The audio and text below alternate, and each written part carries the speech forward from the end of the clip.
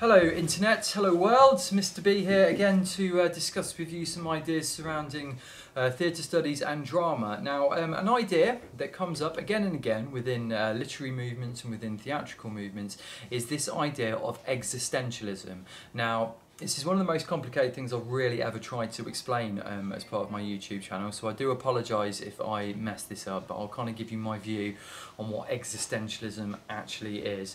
Existentialism is a kind of philosophy, so it's essentially like a mode of thinking, a way of life if you like, or a way of thinking about the world.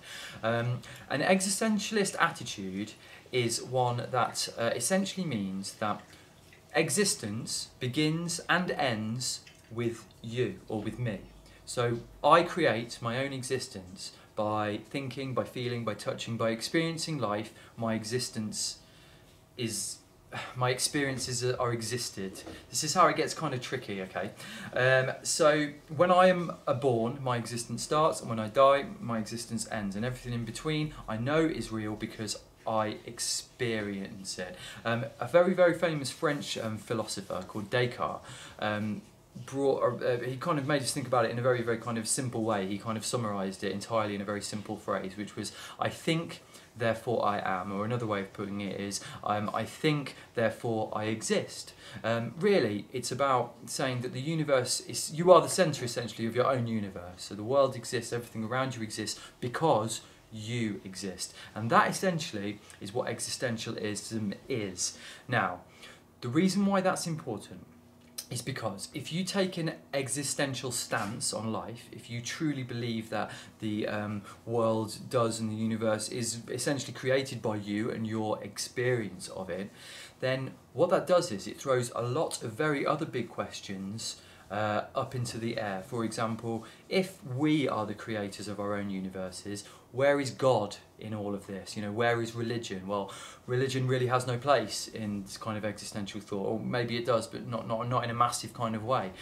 Also, it still doesn't answer those big questions like where did we come from and where do we go when we die. So it's a bit of a mind kind of bender, that one. But the reason why I'm talking about it in this video today is because existentialism and this existential attitude, it brings out a sense of anxiety or a sense of crisis. Because if you do truly believe that, you know, the world, essentially the universe is created by you and it begins and ends with you, I think, I feel, therefore I am, then you start realising how really kind of absurd the world really is. I've mentioned before the role of ritual within theatre, and I would highly recommend you go back and check that video if you want a kind of a summation of kind of what ritual is and how that applies to theatre. Well, existentialism, if you take an existential kind of standpoint on all views of life, then essentially all of these rituals are kind of a bit meaningless. They don't mean anything, and it throws a lot of big questions up into the air, like I said before, about religion and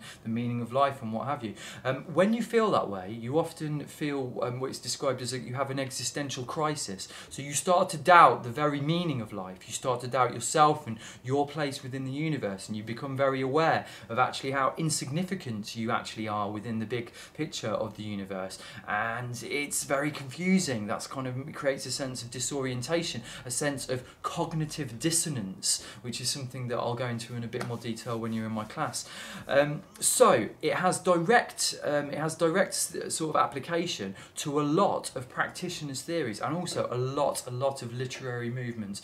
A very famous playwright and philosophical thinker called Jean-Paul Sartre, he is a big fan of existentialism, and all of his plays deal with man's struggle with existence, like the struggles and the pressures that man faces in the face of kind of an absurd, crazy world that has no meaning. And that is why existentialism is important. When you are thrown into an existential crisis, you immediately feel disorientated and anxious. There's an incredibly famous painting called The Scream by Edvard Munch. You'll all know it because it's that one where he goes, "Ah!" like that. There's a whole poem and kind of bit of writing attached to that as well. I would recommend that you look that up on the internet and you have a look and see what he has to say about the subject as well. Existentialism essentially has been the inspiration for a lot of really great movements within the art world, within the literary world, within the world of theatre as well. And this is my take on it a little bit, is that practitioners, abstract practitioners, especially those like Artaud, they were specifically aiming to try and create a sense of existential crisis within their audience. They were trying to confuse them, they were trying to disorientate them, they were trying to mix up their feelings a little bit, and by doing that, it really, hopefully, I guess, in their eyes, would change your entire view of the world, and also your entire view of yourself within the world. And that, my friends, is why existentialism is important as it relates to theatre. I will leave links to all of this belief beneath this video. God, the existential theories bent Mr. Benny's brain. I want you to look into it in more detail, okay? Because there's a lot of people who've said a lot of things about it. And I totally get it if in the first watching of this video that you find it a bit confusing, because to be honest, I find it slightly confusing as well. But in a nutshell, existentialism is a philosophical way of thinking about you and your place within the world, and that you are essentially the master of your own existence. And when you believe this, you go into a sense of disorientation, what we call an existential anxiety or an existential crisis. Then from that position of existential crisis, you are then in a really interesting place to start looking at the world in a really kind of unique kind of viewpoint. Sort of the theatre of the absurd is heavily influenced by existentialist ideas. So people like Samuel Beckett, Perandillo played with the ideas. Lots and lots of different playwrights. Sartre, as I mentioned before, played with these ideas as well. So have a look at the links, see what other people have got to say about it, see how it relates to theatre.